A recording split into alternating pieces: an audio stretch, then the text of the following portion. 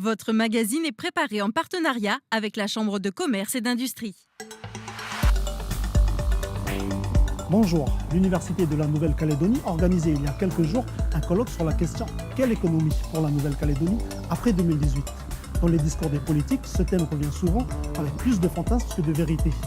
La monnaie, les échanges extérieurs, le développement économique, nous revenons sur ces points précis avec notre invité que je rejoins de ce pas.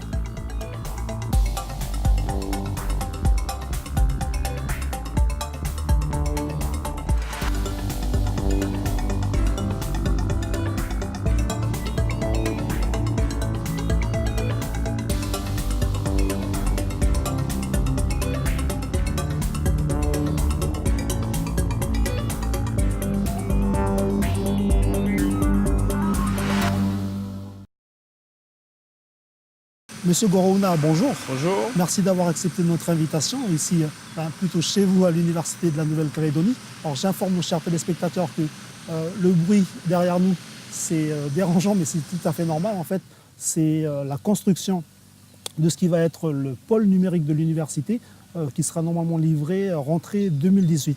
Alors, Monsieur Samuel Gorouna, j'informe nos téléspectateurs que vous êtes maître de conférence en économie, donc ici à l'Université de la Nouvelle-Calédonie, et qu'il y a quelques jours, vous avez organisé un colloque qui s'intitule « L'économie de la Nouvelle-Calédonie en 2018 ». Alors, ma première question est, est-ce que l'économie de la Nouvelle-Calédonie en 2018, ça veut forcément dire l'économie du pays indépendant en 2018 ? Alors, pas forcément. Nous, ce qu'on a fait, c'est qu'on est resté sur un aspect économique et on n'a pas regardé les aspects institutionnels ou juridiques, donc ça, c'est qui ne nous concerne pas spécifiquement. Nous, on a regardé dans quelle mesure est-ce que si on faisait plusieurs scénarios de l'après 2018 et du choix des Calédoniens, quel impact on aurait sur l'économie. Alors forcément, le choix de rester dans la France de statu quo, ce serait un choix plutôt de stabilité en termes de transfert ou de régime monétaire, etc.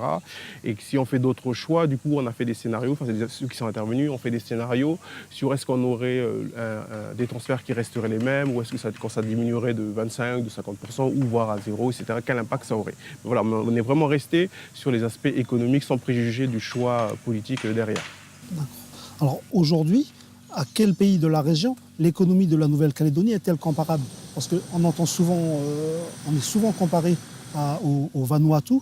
Or, le développement économique de notre pays est plutôt comparable, si je ne me trompe pas, à celui de Fidji, notamment lorsqu'on parle de l'industrie de transformation.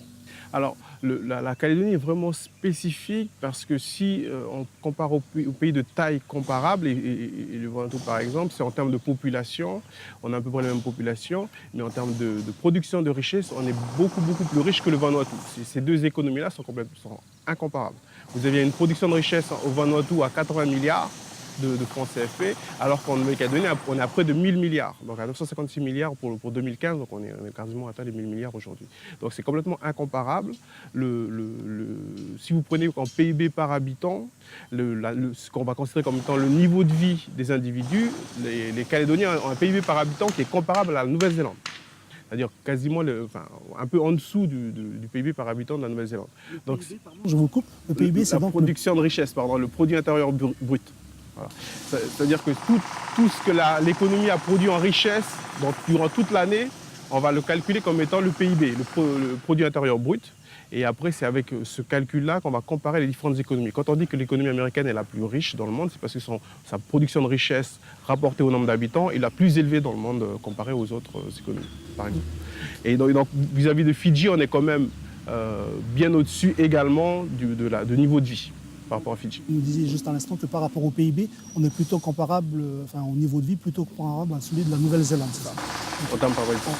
Pour comprendre un petit peu mieux notre mode de développement ici en Nouvelle-Calédonie, plutôt dans la zone Pacifique, on s'est basé sur les travaux de Mme Catherine Riss, qui est donc professeure d'économie ici à l'Université de la Nouvelle-Calédonie, et je vous propose de regarder ce petit reportage que ça a donné.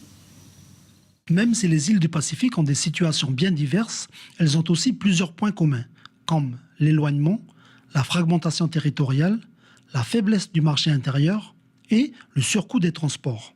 À cela, on peut aussi ajouter l'échelle de production réduite qui implique des coûts de production élevés. Donc difficile de réaliser des économies d'échelle. Pour faire ces économies d'échelle, ces pays doivent exporter et donc se spécialiser sur certaines productions. Difficile en effet de faire face à la concurrence sur les marchés de produits courants à faible valeur ajoutée. En général, ces microéconomies ont une croissance plus forte et des niveaux de revenus plus élevés que les petites économies. Pourquoi ? Car le succès d'un secteur peut suffire à attirer une économie, ils reçoivent plus d'aides et de transferts, leur union monétaire avec les métropoles leur assure une stabilité et une sécurité. Et enfin, l'agriculture et la pêche leur offrent une économie de subsistance qui préserve de la grande pauvreté. Mais ces microéconomies présentent aussi certaines faiblesses comme le manque de diversification économique dans les produits exportés. Ils sont aussi vulnérables à la conjoncture internationale et elles sont dépendantes aux ressources extérieures. Ces microéconomies ont donc toute une problématique commune qui est comment combler l'écart croissant entre les importations et les exportations. Parmi les différents modèles de développement économique, nous en avons retenu 3 pour expliquer les économies insulaires du Pacifique. Le modèle MIRAB, le modèle CIT et le modèle PROFIT. Le modèle MIRAB est un modèle semblable à celui adopté par les îles Wallis et Futuna, Tonga, les îles Marshall et Samoa. Ses caractéristiques sont l'importance des diasporas originaires des îles dans les grandes métropoles occidentales.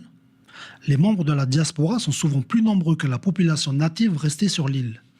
On a aussi les transferts des migrants, c'est-à-dire l'envoi de fonds contribuant à l'amélioration du niveau de vie, plus l'impact économique de leur rentrée en vacances au pays. La troisième caractéristique correspond aux aides venant des métropoles sur lesquelles s'est greffée une bureaucratie locale et un secteur public qui a soutenu les investissements dans les infrastructures. Le deuxième modèle de développement économique est le modèle CIT, adopté par les îles Cook et Hawaï. Ces économies insulaires sont dominées par le tourisme. Le troisième modèle est le modèle Profit, comme celui adopté par le Vanuatu et Fidji. Là-bas, le tourisme offre une image de marque, une reconnaissance de la qualité de l'île qui permet d'attirer des financements et d'accueillir des placements dans un environnement fiscal facilitant. La Nouvelle-Calédonie, elle, se situe plutôt dans un modèle mixte entre MIRAB et Profit. Notre pays peut se distinguer sur plusieurs points. Elle n'est pas soumise à la contrainte extérieure, son marché est protégé, son économie est relativement diversifiée, ses infrastructures sont développées et sa population est généralement formée. Mais pour devenir compétitive, elle doit se spécialiser, c'est-à-dire développer des marchés de niche et ainsi exporter des produits et des services avec une valeur ajoutée significative. Cela pourrait se situer dans les secteurs du tourisme, dont le tourisme de croisière, l'économie numérique, les ressources halieutiques et minières, l'économie de la connaissance, mais aussi l'innovation environnementale. Alors, M. Gorouna, peut-être une petite réaction par rapport au reportage que vous venez de visionner. Oui, alors c'est vrai que ce qui est intéressant de noter, c'est à quel point la Calédonie a un modèle de développement, en tout cas des caractéristiques économiques qui sont très différentes des autres économies insulaires, notamment sur le modèle MIRAB par exemple. La Calédonie reste une terre d'accueil, alors que dans les autres économies insulaires, il y a beaucoup de diaspora et des gens qui partent et qui sont souvent assez nombreux et plus nombreux qui rapatrient du coup de ce qu'on appelle des remittances, des transferts. Et donc la Calédonie reste une terre d'accueil, il y a des emplois sur place, une industrie sur place, ce qui n'est pas forcément le cas dans les autres économies insulaires, et ça c'est particulier. Bon, M. Gorouna, on voit quand même, enfin vous venez encore de le souligner, l'importance des transferts et des aides venant des métropoles. Est-ce qu'en 2018, ce système-là risque de changer? Eh bien, moi, je dirais pas forcément. Pourquoi? Parce que si vous prenez par exemple le cas de la Calédonie, dans les fins des années 90, on était à 80 milliards aujourd'hui de transferts de l'État vers la Calédonie. Aujourd'hui, on est à peu près au double, à 150 milliards. Si vous prenez le cas de Tahiti, de la Polynésie, vous aurez également à partir de 2009 une baisse des transferts. Donc c'est pas lié, le montant des transferts n'est pas forcément lié au statut de la Calédonie. En Polynésie, depuis 10 ans, ils sont en récession depuis 10 ans. Et c'est pas lié au transfert ni au fait d'appartenir ou pas à la France. Donc c'est une question qui est distincte. Après, forcément, sur le passage à une souveraineté pleine, là forcément le transfert peut être questionné, la baisse et dans quelle mesure, etc. Et s'il y a baisse ou pas, hein, parce que dans la journée de samedi, les indépendantistes ont indiqué qu'ils voudraient une relation toujours forte avec la France, etc. Après, nous, on fait quand même des scénarios de baisse et quel impact ça a sur l'économie, etc.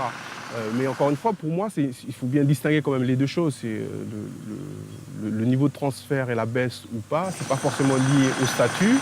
Et les impacts, évidemment, s'il y a des baisses fortes des transferts, les impacts seront évidemment négatifs sur l'économie avec une baisse du niveau de richesse de l'économie calédonienne, évidemment. Alors, Monsieur Gora, on a essayé de comprendre un petit peu, juste avant ça, de comprendre le mode de développement de notre économie dans notre zone Pacifique. On va maintenant passer à ce qui concerne le commerce. Aujourd'hui, avec quel pays la Nouvelle-Calédonie échange le plus? Alors, juste pour rappeler, historiquement, on a commercé le plus avec la France et l'Europe, que ce soit en termes d'import ou d'export. Bon, beaucoup import évidemment, mais aussi d'export. Ces dernières années, les partenaires commerciaux traditionnels ont laissé la place à l'Asie. Et c'est principalement la Chine, la Corée du Sud, Singapour et dans différents pays de la région avec lesquels on commerce le plus aujourd'hui. L'Europe et la France, on garde quand même des importations relativement importantes vis-à-vis de la France et de l'Union européenne.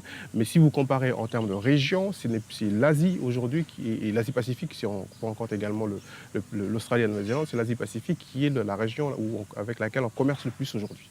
Donc, dans notre économie après 2018, comme le dit le colloque, est-ce que cette situation risque de changer? Ben, pas forcément. La situation entre guillemets naturelle de la Calédonie en termes de commerce et en termes d'échanges avec les pays de la région, c'est forcément une intégration régionale. Bon. Après, quelle forme ça peut prendre? La Calédonie a un niveau de développement qui est beaucoup plus élevé que les autres petites économies insulaires, qu'après il faut réfléchir à quelle façon est-ce que cette intégration régionale se fera. Mais on ne peut pas, à mon avis, en termes de perspective, c'est forcément l'Asie qui va être dans le commerce un point important pour la Calédonie. D'accord.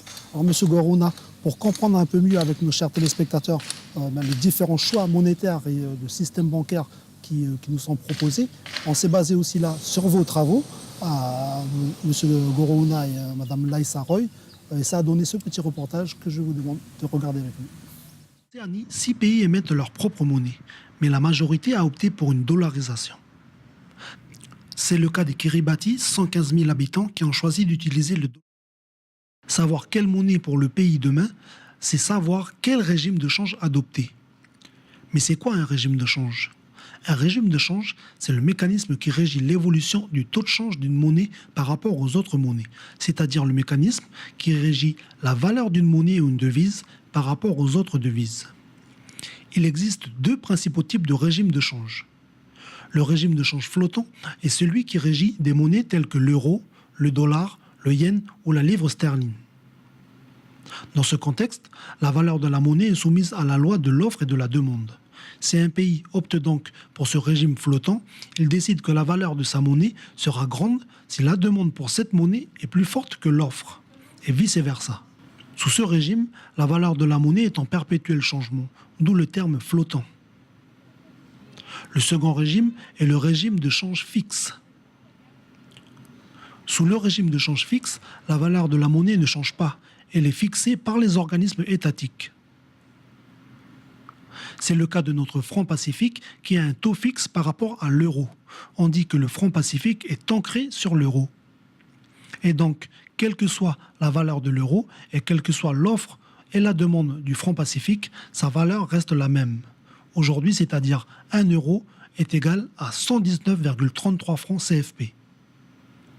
D'autres pays du Pacifique ont aussi fait le choix du régime de change fixe, mais non pas avec un ancrage sur une monnaie, comme nous le faisons avec l'euro, mais plutôt sur plusieurs autres monnaies. On parle ici de panier de devises. C'est le cas de Fidji, qui a un régime de change fixe basé sur le dollar australien, le dollar US, le yen, le dollar néo-zélandais et l'euro. Des arguments historiques, mais surtout commerciaux, motivent le choix des devises d'ancrage. En Océanie, un pays échange 4,5 fois plus avec son ancienne tutelle coloniale et autant avec ses voisins océaniens. On échange aussi 2 fois plus avec les pays qui partagent les mêmes devises d'ancrage. Les devises d'ancrage privilégiées dans le Pacifique sont le dollar australien, le dollar néo-zélandais, le dollar US et l'euro. Alors, Monsieur Gorouna, vous avez animé des tables rondes avec des élus du Congrès ce samedi. Est-ce que la question du changement de monnaie est une question qui est réellement posée? Alors, bon, on s'y attendait hein, que ceux qui sont contre l'indépendance, évidemment, diront qu'il ne faut pas changer les choses, et puis ceux qui sont favorables à l'indépendance diront le contraire. Alors, les élus qui étaient contre l'indépendance disaient évidemment que le système actuel, bon, ils n'ont pas parlé du passage à l'euro, par contre, ils ont dit que peut-être le passage à l'euro, c'est une question qui est maintenant dépassée, mais c'est plutôt sur le maintien du CFP et de sa forme actuelle. Ça a été quelque chose qui a été dit durant cette matinée avec les élus. Chez les élus indépendantistes, la question de la création d'une nouvelle monnaie a été évoquée et notamment l'UCFNKS a clairement indiqué qu'ils étaient pour une monnaie qui serait arrimée à un panier de monnaie, un panier de devises, du coup les devises principales, mais que par contre c'est un choix qui était plutôt à moyen terme, c'est-à-dire qu'ils indiquaient que le passage à une nouvelle monnaie pourrait se faire dans le temps, que ce n'est pas une question qui se ferait tout de suite. Et moi, je pense que, c'est mon avis, si j'avais un avis à donner là-dessus, qu'effectivement, la monnaie, c'est quelque chose de suffisamment important et technique que prendre son temps, c'est mieux que de passer tout de suite à une autre monnaie. Et il y a des avantages et des inconvénients du système actuel, mais il faut peut-être d'abord les étudier dans les détails, et après avoir étudié dans les détails, évidemment, les choix pourront être faits, mais peut-être pas un passage aussi rapide. Et c'est ça, visiblement, les uns et les autres sont conscients de la complexité du sujet. Alors, Monsieur Gorouna, aujourd'hui, le nickel est un de nos points forts de l'économie ici au pays. Est-ce que ce minerai-là, est-ce que le nickel peut nous donner les moyens de l'indépendance? Ça dépend comment vous prenez la chose. Bon, quand la question a été abordée durant le colloque, ça a été relativement vis-à-vis de ce que, en termes budgétaires, en termes de rentrée fiscale, le nickel apporterait. Et aujourd'hui, le nickel, malgré le fait que ce soit une industrie importante, c'est 3% du PIB, 3% de la richesse, et c'est en termes de rentrée fiscale très peu d'argent. Ce fut dans le temps, ça montait parce que le nickel a atteint un pic en 2007 par exemple, où là, effectivement, en termes de rentrée d'argent, il y avait 23 milliards qui sont rentrés dans les caisses. Aujourd'hui, il n'y a pas grand-chose. Donc déjà aujourd'hui, relativement aux autres secteurs, ce n'est pas le secteur du nickel qui principalement apporte des rentrées fiscales. Et donc je crois que poser la question après d'une indépendance ou pas, c'est déjà vrai aujourd'hui, le nickel n'apporte pas en termes de rentrée fiscale, encore une fois j'insiste sur le fait que c'est des rentrées fiscales, n'apporte pas l'équivalent de ce que pourrait apporter le secteur tertiaire, le commerce, etc. etc. Donc, pour tout le monde, et ça a été dit également durant la journée de vendredi, mais aussi durant la matinée de samedi avec les élus politiques, évidemment que chacun est bien convaincu qu'il faut soit faire en sorte que le nickel aujourd'hui contribue un peu plus à la fiscalité, et c'est les redevances dont tout le monde parle depuis des années et qui n'est toujours pas en place, avec le fonds pour les générations futures ou le fonds souverain, etc., dont tout le monde en parle, comme la Norvège, etc. Donc ça, on en parle, mais c'est toujours pas en place. Et l'autre aspect, c'est dans quelle mesure est-ce qu'on peut faire en sorte que les autres secteurs soient plus prépondérants, enfin plus importants en tous les cas, parce qu'aujourd'hui, en termes d'exportation, on a 95%, c'est que du nickel.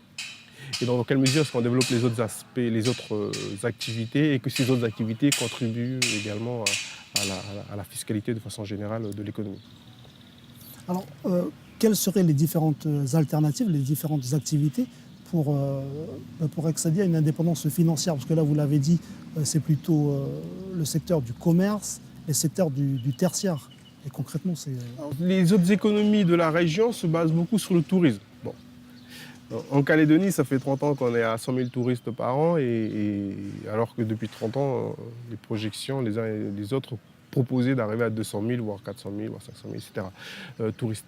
Bon, visiblement, on n'y arrive pas, mais le tourisme, vu l'environnement calédonien, son capital naturel, etc., bon, c'est sûr que c'est un secteur à développer. Après, c'est la difficulté de la façon dont on arrive. Peut-être aussi, et ça fait partie aussi des théories économiques, c'est donc une certaine malédiction des matières premières. Le fait d'avoir le nickel, ça a aussi concentré les efforts et tout ce qui était force vive de l'économie, enfin tout, une bonne partie, vers ces activités d'extraction et qu'on a peut-être moins considéré d'autres activités comme de diversification, du coup, soit le tourisme, soit aussi des activités comme l'aquaculture, les choses de ce genre. Et donc, pour la Calédonie, on a un phénomène de transfert finalement et bon, quand on parle de malédiction des matières premières, c'est par exemple, vous êtes dans une ferme aquacole et vous êtes dans le laboratoire. Du jour au lendemain, si on vous propose d'être dans un laboratoire, mais cette fois de la mine, vous partez. Pourquoi? Parce que vous êtes mieux payé, parce que vous avez un travail qui est moins pénible, parce que travailler dans une ferme aquacole, c'est pas évident, etc. Et donc forcément, vous allez avoir des transferts de ressources plutôt vers la mine que vers ces secteurs qui vont du coup vivoter plutôt que d'être compétitifs. Alors, M. Goron, on est justement au milieu de l'Université de la Nouvelle-Calédonie. Durant ce colloque, Mathieu Brunel a aussi a aussi partagé l'idée qu'une croissance économique forte peut se faire en misant sur la formation. Qu'en pensez-vous? Effectivement, ça c'est pour résumer, hein, grosso modo, on dit qu'il y a une croissance qu'on va appeler entre guillemets extensive et une croissance qu'on va appeler intensive. Bon, ça veut dire c'est simplement, soit vous faites de la croissance en prenant de plus en plus de gens. Vous avez votre activité, je parlais de ferme aquacole tout à l'heure, vous avez votre activité, vous voulez produire plus, vous construisez un bassin supplémentaire et vous prenez plus de gens pour travailler dans ce bassin. Soit vous faites ça, soit vous dites en fait mon activité, pour faire plus de croissance, je vais faire de la croissance intensive, c'est-à-dire que je vais former plus de gens et je vais faire travailler avec des machines ou dans un laboratoire plus performant, etc. Et donc je vais avoir avec les mêmes personnes sur place, mais je vais augmenter ma productivité simplement parce que j'ai été innovant. Innovant pas seulement en termes technologiques, mais innovant en termes d'organisation, etc., etc. Et donc c'est ce qu'on appelle la croissance intensive. Et ça c'est vrai dans tous les pays du monde. Faire de la croissance extensive uniquement, ça, au bout d'un moment, ça ne marche plus. L'ex-URSS, c'était la grosse critique qui a été faite sur l'ex-URSS. Et faire la croissance intensive, c'est ça qui marche le mieux.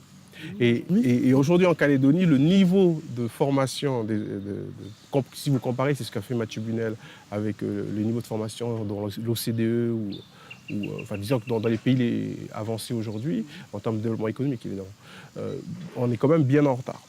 On est aussi également en retard si vous comparez, et c'est ce que fait Mathieu, avec les DOM, les territoires d'outre-mer, enfin plutôt les départements d'outre-mer, puisqu'on a quand même un bon niveau d'études pour l'ensemble de la population. Mais si vous comparez aux autres départements d'outre-mer, on est quand même en deçà pour ce qui concerne les natifs, etc. Et donc, je crois que le gros intérêt de l'analyse de M. Brunel, c'est de montrer qu'on peut avoir des points de pourcentage de la croissance si on investit beaucoup dans ce qui est dans l'éducation. Et ça, c'est quelque chose qui est hyper important. Et de toute façon, la Calédonie, aujourd'hui, sa productivité, l'augmentation de sa productivité et la croissance pour se créer un nouveau modèle, parce que là, on a un modèle qui s'essouffle, ça passera forcément par l'éducation. Alors, M. Gorouna, on va arriver au terme de notre émission. Brièvement, quelle conclusion, quel enseignement on peut retirer de ce colloque? Moi, je dirais que le colloque, on a fait deux parties du colloque. Je vais rappeler l'idée. Donc, on avait une première journée où on était vraiment sur les aspects scientifiques, et soit des universitaires, soit des instituts de la place qui ont présenté les différents éléments. Et une demi-journée le lendemain où là, on était avec les groupes politiques du Congrès qui ont présenté leurs analyses, leur vision des choses sur différents thèmes, que ce soit les transferts, la monnaie ou ce qui étaient des autres relais de croissance. Alors de façon générale, si on reste sur... Il y a des scénarios qui ont été faits, je l'ai indiqué tout à l'heure, les enseignements en termes de potentiel et de perspective, si on fait des scénarios avec des transferts qui restent, des transferts qui diminuent, etc., ça on les a. Donc ça c'est des choses qui peuvent être vues et ce sera d'ailleurs visualisé, enfin, les gens pourront le voir soit sur Internet, soit sur votre chaîne, etc. Et les autres éléments qu'on a aussi, je pense, qui sont assez intéressants, c'est qu'on a réussi, on voit dans les différentes possibilités, notamment vis-à-vis de la région, que l'économie calédonienne a quand même des forces et des atouts qu'on peut continuer de développer. Mais bon, après, évidemment, ça c'est pas toujours évident de mettre en place, mais en tout cas, c'est bien de les mentionner, de mettre en évidence ces différents atouts. Moi, je suis également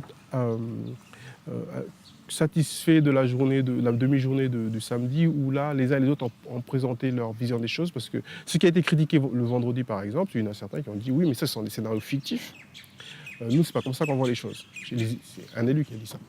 Bon, le lendemain, c'était important pour nous, parce que là, du coup, selon les scénarios des uns et des autres, par exemple, sur la monnaie, nous, on ne sait pas, on ne savait pas en tout cas quel était le choix des uns et des autres. Là, maintenant, le fait de savoir qu'ils veulent plutôt un palier de monnaie, bon, ben, ça peut être pour nous des scénarios qu'on peut mettre sur papier dans les modèles et voir les impacts que ça a. Et donc ça, c'est quelque chose aussi de très intéressant et qu'on pourra creuser par la suite. D'accord. Merci M. Gorona d'avoir répondu à nos questions, d'avoir accepté notre invitation. Quant à vous, on se retrouve pour un nouveau numéro de Au cœur de l'économie.